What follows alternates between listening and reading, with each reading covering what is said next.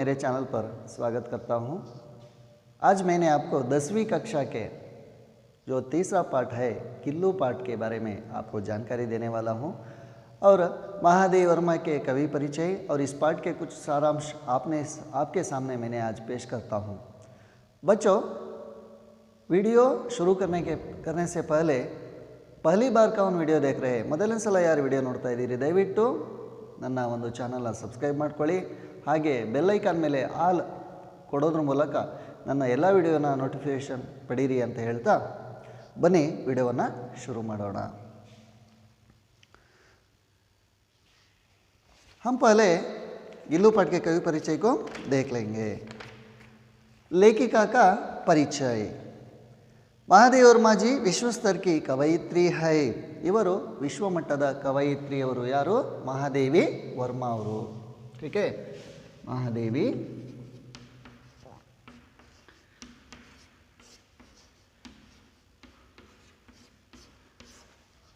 विश्वस्तर ಅಂದ್ರೆ ಬಹಳ ಪ್ರಸಿದ್ಧಿ ಪಡೆದಂತಹ ಕವಯಿತ್ರಿಯವರು। उन्हें आधुनिक मीरा भी कहा जाता है, ಅವರನ್ನು ಆಧುನಿಕ ಮೀರಾ ಎಂಬುದಾಗಿಯೂ ಕರೀತಾರೆ। उनका जन्म 24 मार्च 1907 को फरुखाबाद में हुआ। ಅವರ ಜನನ 1907 ಮಾರ್ಚ್ 24ರಂದು ಫರುಖಾಬಾದ್ನಲ್ಲಿ ಆಯಿತು। उनके पिता गोविंद प्रसाद वर्मा और माता हेमा रानी थी। गोविंद प्रसाद वर्मा ತಂದೆ, ತಾಯಿ ಹೆಸರು ಹೇಮಾರಾಣಿ ದೇವಿ, हेमा रानी। उन्होंने प्रयाग के विश्वविद्यालय से संस्कृत में MA उपाधि प्राप्त कर ಪ್ರಯಾಗ್ನ ವಿಶ್ವವಿದ್ಯಾಲಯದಲ್ಲಿ MA ಪಡೆದು, ಉಪಾಧಿ ಅಂದರೆ ಬಿರುದು, MA ಪದವಿಯನ್ನು ಪಡೆದು महिला विद्यापीठ में प्राध्यापिका का पद संभाला। प्राध्यापिका पद ಅಂದರೆ ಹುದ್ದೆಯನ್ನು ಸಂಭಾಳಿಸಿದರು, ನಿರ್ವಹಿಸಿದರು। महादेव वर्मा जी ने गद्य और पद्य दोनों की रचना की है। गद्य ಮತ್ತು ಪದ್ಯ ಎರಡರ ರಚನೆಯನ್ನು ಸಹ ಮಾಡಿದ್ದಾರೆ। इनकी प्रमुख रचनाएं, ಇವರ ಕೆಲವು ರಚನಾएं ಅಂದರೆ ಕೃತಿಗಳನ್ನು ನೋಡ್ತಾ ಹೋಗೋಣ। कुछ रचनाएं देखेंगे। यामा संध्या गीत, दीपशिखा, नीरजा, निहार अतीत के चलचित्र, स्मृति की कड़ियाँ, उसके साथ पद के साथी, मेरा परिवार, श्रृंखला की कड़ियाँ आदि ಇವೆಲ್ಲವೂ ಇವರ ಕೆಲವು ಕೃತಿಗಳು। ಮಹಾದೇವ್ ವರ್ಮಾ ಜಿ ಕೆ ಸೆಕ್ಸೇರಿಯಾ, ಇವರಿಗೆ ಬಂದಂಥ ಕೆಲವು ಪ್ರಶಸ್ತಿಗಳನ್ನು ಹೇಳ್ತಾ ಹೋಗ್ತಿದ್ದಾರೆ। सेक्सेरिया पुरस्कार, मंगल प्रसाद पुरस्कार, द्विवेदी पदक आदि इनके पुरस्कार प्राप्त है। उनकी यामा, ಇವರ ಯಾಮಾ ಕೃತಿಗೆ ಜ್ಞಾನಪೀಠ ಪ್ರಶಸ್ತಿ ಬಂದಿದೆ। ಇವರ ನಿಧನವನ್ನು ನೋಡ್ಕೊಳ್ಳೋಣ। सितंबर सन 1987 को हुआ। 1987ರಂದು ಇವರ ಮರಣವಾಯಿತು। ठीक है, 1947। बच्चों, हम अभी पाठ के ओर चले जाएंगे। पाठ में ये ऊपर का पृष्ठ है ना, ಮೇಲಿಂದ ಒಂದು ಪ್ಯಾರಾಗ್ರಾಫ್ ಇದೆಯಲ್ಲ, ಅದರಲ್ಲೂ ಸಹ ಪ್ರಶ್ನೆಗಳನ್ನು ಕೇಳಲಾಗ್ತದೆ। ಅದನ್ನು ಸ್ವಲ್ಪ ಹೇಳ್ಬಿಡ್ತೀನಿ ನಾನು। ಅಂದರೆ ಈ ಪಾಠದ ಸಂದೇಶ ಅಂತ ಕೆಲವೊಂದು ಟೈಮಲ್ಲಿ ಕೇಳಿದ್ದಾರೆ, ಅದಕ್ಕಾಗಿ इस पाठ के स्नेह भाव तथा प्राणी दया की सीख मिलती है। ಈ ಪಾಠದಿಂದ ಸ್ನೇಹ ಭಾವ ಹಾಗೂ ಪ್ರಾಣಿಯ ದಯೆಯನ್ನು ಕಲ್ತ್ಕೊಳ್ತಾರೆ ಮಕ್ಕಳು। पशु पक्षियों के स्वभाव, पशु पक्षिಗಳ ಸ್ವಭಾವ, उनकी जीवन शैली और ಬದುಕುವಂಥ ವಿಧಾನ, साथ साथ उनके प्रति महादेव वर्मा के प्रेम से बच्चे परिचित होते हैं। ಜೊತೆಗೆ ಮಹಾದೇವ ವರ್ಮರವರ ಕುರಿತು ಮಕ್ಕಳು ತಿಳ್ಕೊಳ್ತಾರೆ ಅನ್ನೋ ಒಂದು ಮಹಾದೇವಿ ಕವಿತ್ರಿ ಬಗ್ಗೆ ಒಂದಷ್ಟು ಅದರ ಪರಿಚಯ ಅವರ ಪರಿಚಯವನ್ನು ಮಕ್ಕಳು ಪಡ್ಕೊತಾರೆ। ठीक है, हम अभी पाठ में चले जाएंगे। ಪಾಠಕ್ಕೆ ಹೋಗೋಣ ವಿದ್ಯಾರ್ಥಿಗಳೇ। ಶುರು ಆಗ್ತಿದೆ। एक ರೇಖಾಚಿತ್ರ है। ಗಿಲ್ಲು एक ರೇಖಾಚಿತ್ರ, ಗಿಲ್ಲು ಅನ್ನೋದು ಒಂದು ರೇಖಾಚಿತ್ರವಾಗಿದೆ। ಈ ರೀತಿಯಾಗೂ ಪ್ರಶ್ನೆನ ಕೇಳ್ತಾರೆ, ಯಾವ ಪ್ರಕಾರ ಅಂತೇಳಿ ಸ್ವಲ್ಪ ನೆನಪಿಟ್ಕೊಳ್ಳೋದು ಒಳ್ಳೆಯದು। ठीक है, आगे जाएंगे। अचानक एक दिन सवेरे कमरे से बरामदे में आकर मैंने देखा। अचानक ಅಂದರೆ ಆಕಸ್ಮಿಕವಾಗಿ ನಾನು ನನ್ನ ಕೊಠಡಿಯಿಂದ, ಕಮ್ರ ಅಂದರೆ ಕೊಠಡಿ, ನನ್ನ ಕೊಠಡಿಯಿಂದ ಬರಾಮದೆ ಅಂದರೆ ಪಡಸಾಲೆ ಅಂತೀವಲ್ಲ ನಾವು, ಜಗತಿ ಬರಾಮದೆ, ಕ್ಯಾ ಹೇ ಬರಾಮದೆ।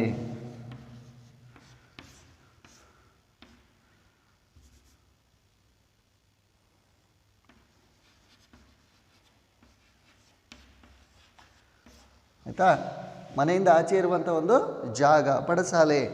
ಬರಾಮದೆ ಕಮರ ಅಂದರೆ ಕೋಣೆ, ಕೋಣೆಯಿಂದ ಬರಾಮದೆ ಮೇ ಆಕರ್ ಮೈನೆ ದೇಖ, ನಾನು ನೋಡ್ತೀನಿ ಕವ್ವೆ ಏಕ್ ಗಮ್ಲೆಕೆ ಚಾರೋ ಓರ್ ಚೋಚೋನ್ ಸೇ, ದೋ ಕವ್ವೆ, ಎಷ್ಟು 2 ಕಾಗೆಗಳು ಏನು ಮಾಡ್ತಿದ್ವು ಅಲ್ಲಿ, ಗಮ್ಲ ಅಂದರೆ ಹೂದಾನಿ, ಹೂದಾನಿ ಅಂದರೆ ಹೂವಿನ ಹೂಲ್ಕೆ ಪಾಟ್ ಹೋತೇನ, ಪಾಠ ಇದೆ ಅದು ಪಾಟ್ ಅಂತೀವಿ ಇಂಗ್ಲೀಷ್ನಲ್ಲಿ. ಟೀಕೆ ಗಮ್ಲೆಕೆ ಚಾರೋ ಓರ್ ಚೋಂಚೋನ್ ಸೇ, ಚೋಂಚೋ ಅಂದರೆ ಕೊಕ್ಕು, ಚೋಂಚೋ ಅಂದರೆ ಏನು, ಕೊಕ್ಕು.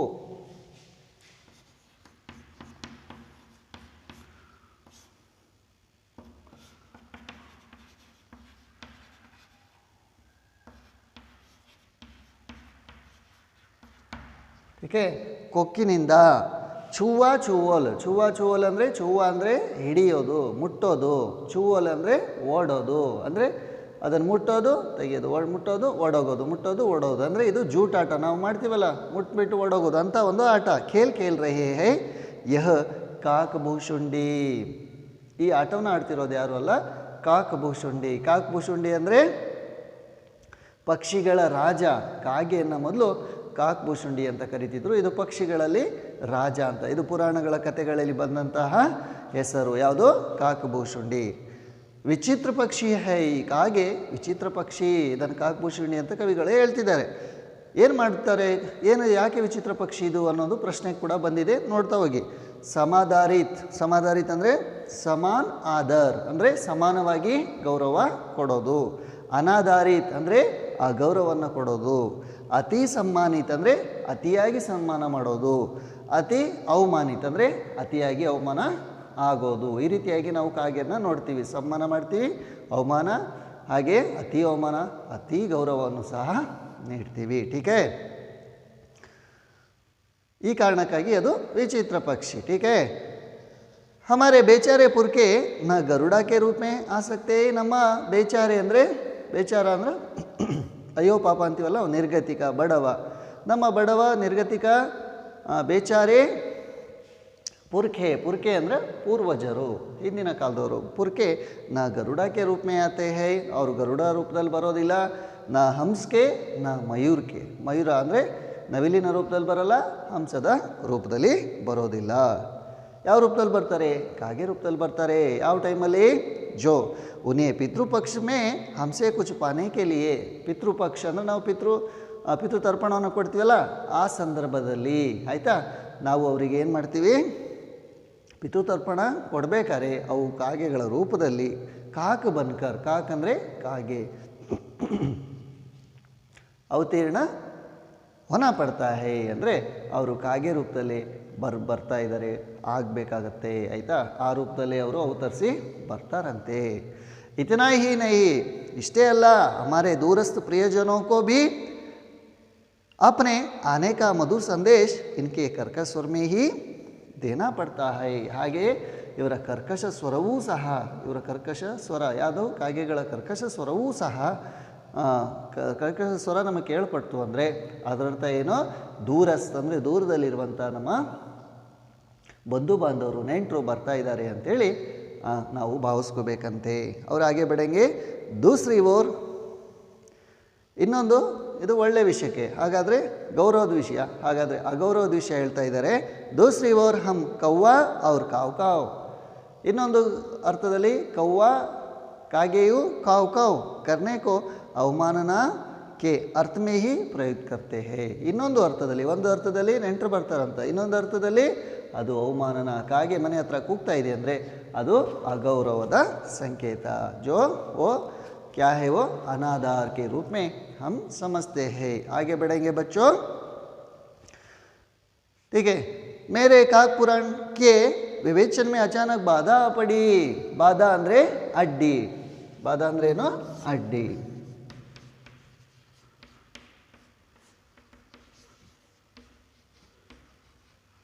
ಮೇರೆ ಕಾಕ್ ಪುರಾಣ, ನನ್ನ ಕಾಕ್ ಪುರಾಣ ಅಂದರೆ ಕಾಗೆ ಪುರಾಣದಲ್ಲಿ ಅಚಾನಕ್ ಬಾಧಾ, अचानक ಅಂದರೆ ಆಕಸ್ಮಿಕವಾಗಿ, ಬಾಧಾ ಪಡಿ, ಬಾಧಾ ಅಂದರೆ ಅಡ್ಡಿ. ठीक है, क्योंकि गमले और दीवार की संधि में छिपे एक छोटे से जीव पर मेरी दृष्टि रुक गई.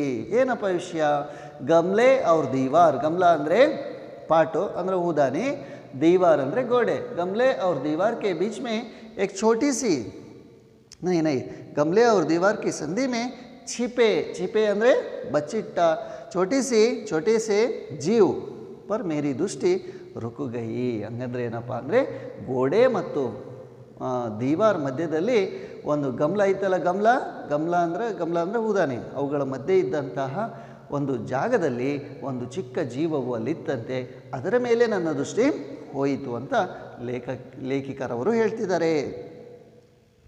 ನಿಕಟ್ ಜಾಕರ್ ದೇಖಾ, ಹತ್ರ ಹೋಗಿ ನೋಡ್ತೀನಿ, ಗಿಲಹರಿ ಕಾ ಏಕ್ ಛೋಟಾ ಸಾ ಬಚ್ಚಾ ಹೈ, ಅಲ್ಲಿ ಆ ಸಂಧಿಲಿ ಬಂದು ನೋಡ್ತೀನಿ, ಯಾವುದರ ಮಧ್ಯೆ ಗಮಲ ಅವ್ರ ದೀವಾರ್ ಕಿ ಸಂಧಿ ಅಂದರೆ ಹೂದಾನಿ ಮತ್ತು ಗೋಡೆ ಮಧ್ಯದ ಸಂಧಿಲಿ ಬಂದು ನೋಡ್ತೀನಿ, ಅಲ್ಲಿ ಒಂದು ಚಿಕ್ಕ ಜೀವ ಇತ್ತು. ಯಾವುದಪ್ಪ ಅದು ಅಂದರೆ ಗಿಲಹರಿ ಅಂದರೆ ಅಳಿಲಿನ ಒಂದು ಜೀವ ಅಲ್ಲಿ ಇತ್ತು, ಅಂದರೆ ಅಳಿಲಿನ ಚಿಕ್ಕ ಮರಿ ಅಲ್ಲಿತ್ತಂತೆ. ಸಂಭವತಃ ಘೋಂಸ್ಲೆ ಸೆ ಗಿರ್ ಪಡಾ ಹೈ, ಘೋಂಸ್ಲ ಅಂದರೆ ಬರ್ಕಳಿ, ಘೋಂಸ್ಲ ಅಂದರೆ ಗೂಡು.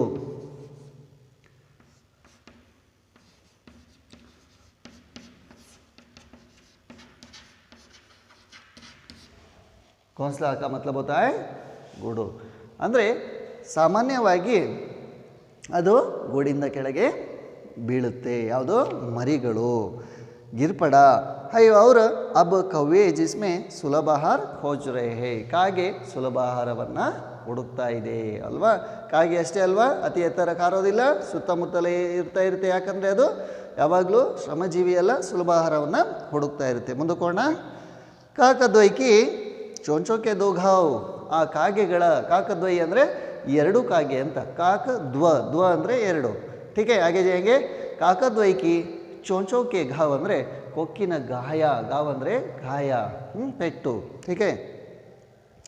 ಲಘು ಪ್ರಾಣ್ ಕೆ ಲಿಯೆ ಬಹುತ್ ಥೇ, ಆ ಎರಡು ಕಾಗೆಗಳ ಚಿಕ್ಕದಾದಂಥ ಒಂದು ಏಟು ಸಾಕಾಗುತ್ತೋ ಆ ಚಿಕ್ಕ ಜೀವಕ್ಕೆ ಏಟಾಗೋದಕ್ಕೆ. ठीक है. ಅತಃ ಯಹ ನಿಶ್ಚೇಷ್ಟ ಸಾ ಗಮಲೆ ಸೆ ಚಿಪ್ಕಾ ಪಡಾತಃ, ಅಂದರೆ ಇದು ನಿಶ್ಚೇಷ್ಟ ಅಂದರೆ ಏನು ಚಲಿಸಲಾರದೆ, ಅಂದರೆ ಪ್ರಜ್ಞಾಹೀನವಾಗಿ ಅಥವಾ ಸುಮ್ಮನೆ ಹಾಗೆ ಆ ಗಮಲ ಅಂದರೆ ಹೂದಾನಿ ಹತ್ರ ಮಲ್ಕೊಂಡಿತ್ತು ಅಥವಾ ಅವತು ಕೂತಿತ್ತಂತೆ, ಏನೂ ಮಾಡ್ತಿರಲಿಲ್ಲ, ತಪ್ಪಿಸ್ಕೊಳ್ಳೋಕ್ಕೂ ಆಯ್ತಿಲ್ಲ, ಮೇಲ್ಗಡೆ ಕಾಗೆಗಳು ಹಾರಾಡ್ತಿದ್ದು, ಅದಕ್ಕಾಗಿ ಅದು ಬಚ್ಚಿಟ್ಕೊಂಡು ಇತ್ತು. ಹಾಗೆ ಜಾಯಂಗೆ ಸಬ್ನೆ ಕಹ, ಎಲ್ಲರೂ ಹೇಳಿದ್ರು. ಕ್ಯಾ ಕಹ, ಕವೆ ಕಿ ಚೋಚೋಂ ಕಾ ಘಾವ್ ಲಗ್ನೆ ಕೆ ಬಾದ್, ಕಾಗೆಗಳ ಏಟನ್ನು ತಿಂದಂತಹ ಅಥವಾ ಕಾಗೆಗಳಿಂದ ಗಾಯವಾದಂತಹ ಈ ಜೀವವು ಬಚ್ ನಹೀ ಸಕ್ತಾ, ಬಚ್ ಅಂದರೆ ಉಳಿಯೋದಿಲ್ಲ, ಆ ರೀತಿ ಎಲ್ಲರೂ ಹೇಳಿದ್ರು. ಮತ್ತೆ ಹೇಳಿದ್ರು, ಏನು ಹೇಳಿದ್ರು, ಅತಃ ಇಸೆ ಐಸೆ ಹಿ ರಹನೆ ದಿಯಾ ಜಾವೆ, ಇದರ ಅರ್ಥ ಏನಪ್ಪ ಅಂದರೆ, ಮುಂದೆ ಹೇಳಿಲ್ಲ ಇಷ್ಟೇ, ಇದರ ಅರ್ಥ ಏನಪ್ಪ ಅಂದರೆ ಅದನ್ನು ಹಾಗೆ ಅಲ್ಲೇ ಬಿಟ್ಬಿಡಿ ಅನ್ನೋ ಮಾತನ್ನು ಸಹ ಹೇಳಿದ್ರು. ठीक है, आगे जाएंगे. परंतु मन नहीं माना, उसे हौले से उठाकर अपने कमरे में लाई. ಮೊದಲನೇ ಬಾರಿ ಯಾರು ವಿಡಿಯೋನ ನೋಡ್ತಾ ಇದ್ದೀರಿ, ದಯವಿಟ್ಟು ಸಬ್ಸ್ಕ್ರೈಬ್ ಮಾಡ್ಕೊಳ್ಳಿ, ಶೇರ್ ಮಾಡಿ, ಹಾಗೆ ಹೆಚ್ಚು ಲೈಕ್ ಮಾಡಿ, ಕಾಮೆಂಟ್ಸ್ ಕೂಡ ಬರೀರಿ ಅಂತ ಹೇಳ್ತಾ ಕಂಟಿನ್ಯೂ ಮಾಡ್ತೀನಿ. ಬಚ್ಚೋ ಹಾಗೆ ಬೆಳೆಂಗೆ ಹಮ್. ಪರಂತು ಮನ್ನ ಹಿ ಮಾನ ಉಸೆ ಹೌಲೇಸೆ ಉಟಾಕರ್, ಮನಸ್ಸು ಕೇಳಲಿಲ್ಲ ನಾನು, ಹೌಲೇಸೆ ಅಂದರೆ ನಿಧಾನವಾಗಿ, ಹೌಲೇಸೆ. ठीक है, ಹೌಲೇಸೆ.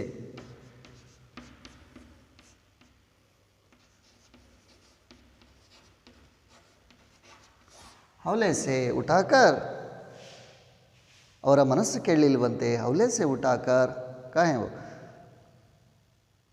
ठीक है, ಇದರೇ ಪರಂತು ಅಂದರೆ ಆದರೆ, ಮನ್ನಹಿ ಮಾನ ಉಸೆ ಹೌಲೇಸೆ ಉಟಾಕರ್, ನಿಧಾನವಾಗಿ ಎತ್ಕೊಂಡು ಕಮ್ರೆ ಮೇಲಾಯಿ ಅಂದರೆ ಮನೆಗೆ ಕೊಠಡಿಗೆ ತಗೊಬಂದೆ. ಫಿರ್ ರೂಯಿ ಸೆ ರಕ್ತ ಪೋಂಚ್ಕ, ರೂಯಿ ಅಂದರೆ ಹತ್ತಿಯಿಂದ ರಕ್ತವನ್ನು ಒರೆಸಿ ಪೆನ್ಸಿಲಿನ್ ಕಾ ಮರ್ಹಮ್ ಲಗಾಯ, ಪೆನ್ಸಿಲಿನ್ ಅಂದರೆ ಗೊತ್ತು ನಿಮಗೆ, ಅದೊಂದು ಔಷಧಿ, ಮರಹಮ್ ಅಂದರೆ ಔಷಧಿ. ठीक है, ಪೆನ್ಸಿಲಿನ್ ಮರಹಮ್ ಅಂದರೆ ಪೆನ್ಸಿಲಿನ್ ಔಷಧಿ. ठीक है.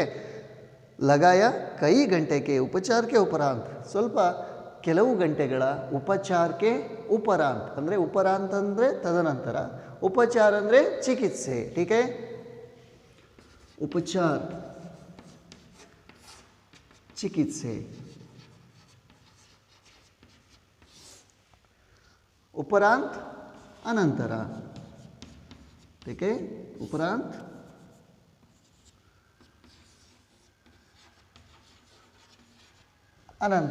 ನಂತರ ಕೆಲವು ಗಂಟೆಗಳ ಉಪಚಾರದ ನಂತರ ಏನಾಯಿತು, कई घंटे के उपचार के उपरांत उसके मुंह में एक बूंद पानी टपकाया. ಬೂಂದ್ ಅಂದರೆ ಹನಿ, ಏಕ್ ಬೂಂದ್ ಅಂದರೆ ಒಂದು ಹನಿ ನೀರನ್ನು ಚಿಮಿಕಿಸಲಾಯಿತು ಅಥವಾ ಹಾಕಲಾಯಿತು. ಎಷ್ಟನೇ? ಏಕ್ ಬೂಂದ್, ಒಂದು ಹನಿ ಅಷ್ಟೇ. तीसरे दिन, ಮೂರನೇ ದಿನ, ವಹ ಇತನಾ ಅಚ್ಚ ಅವರು ಆಶ್ವಸ್ತ ಹೋಗಯ. ಇತನಾ ಅಚ್ಚ ಅಂದರೆ ತುಂಬ ಚೆನ್ನಾಗಿ, ಆಶ್ವಸ್ತ ಅಂದರೆ ಆರೋಗ್ಯವಾಗಿ. ಮೇರಿ ಉಂಗ್ಲಿ ತುಂಬ ಚೆನ್ನಾಗಾಯಿತು. ಏನಾಯಿತು? ಕಿ ಅಂದರೆ ಮೇರಿ ಉಂಗ್ಲಿ ಅಪ್ನೆ ದೋ ನನ್ನೇ ಪಂಜೋನ್ಸೆ, ನನ್ನ ಬೆರಳನ್ನು, ಉಂಗ್ಲಿ ಅಂದರೆ ಬೆರಳು, ನನ್ನ ಬೆರಳನ್ನು ಅಪ್ನೆ ದೋ ಪಂಜೆ, ತನ್ನ ಎರಡು ಚಿಕ್ಕ ಚಿಕ್ಕ ಉಗುರುಗಳಿರ್ತವಲ್ಲ ಆ ಉಗುರುಗಳಿಂದ ಪಕಡ್ಕರ್ ನೀಲೆ ಕಾಂಚ್ಗೆ ಮೋತಿಯಾ ಜೈಸಿ. ನೀಲೆ ಕಾಂಚ್ ಅಂದ್ರೆ ನೀಲಿ, ಕಾಂಚ್ ಅಂದರೆ ಕಂಚು, ಏಕೆ? ಮೋತಿ ಅಂದರೆ ಮುತ್ತು. ನೀಲಿ ಕಂಚಿನ ಮುತ್ತುಗಳ ರೀತಿಯಲ್ಲಿರುವಂತಹ ಕಣ್ಣುಗಳಿಂದ ಇದರ್ ಉದರ್ ದೇಖ್ನೆ ಲಗ, ಈ ಕಡೆ ಆ ಕಡೆ ನೋಡತೊಡಗಿತು. ಅಂದರೆ ಅಷ್ಟು ಚೆನ್ನಾಗಿ ಏನಾಯ್ತದು, ಕ್ರಿಯಾಶೀಲವಾಗಿ, ಚುರುಕಾಗಿ ಮತ್ತು ಹುಷಾರಾಯಿತು ಅಂತ ಇಲ್ಲಿ ಕವಿಗಳು ಹೇಳಿದ್ದಾರೆ. ವಿದ್ಯಾರ್ಥಿಗಳೇ, ಇಲ್ಲಿಗೆ ಇವತ್ತಿನ ಕ್ಲಾಸನ್ನು ಮುಗಿಸ್ತಾ ಇದ್ದೀನಿ. ಮುಂದಿನ ವಿಡಿಯೋದಲ್ಲಿ ಉಳಿದ ಭಾಗವನ್ನು ಹೇಳ್ತೀನಿ ಅಂತ ಹೇಳ್ತಾ ನಿಮಗೆ ನೋಡಿದ್ದಕ್ಕಾಗಿ ಧನ್ಯವಾದಗಳು.